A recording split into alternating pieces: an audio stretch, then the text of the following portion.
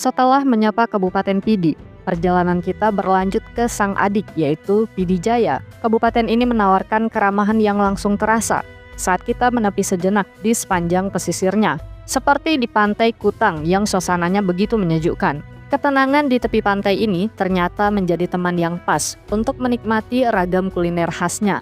Disinilah kita bisa dengan mudah menjumpai produksi kue ade meredu, penganan lembut berbahan singkong yang aromanya memenuhi udara di sepanjang jalan raya, seolah menjadi undangan bagi siapa saja yang melintas untuk singgah. Kehadiran sentra kue ini menjadi bagian penting dari ekosistem ekonomi warga yang juga terhubung erat dengan geliat di Pasar Subuh Lungputu. Di pasar unik ini, aktivitas perdagangan hasil bumi dan laut sudah dimulai sejak dini hari, mencerminkan betapa produktifnya masyarakat dalam menggerakkan roda ekonomi daerah bahkan sebelum matahari terbit.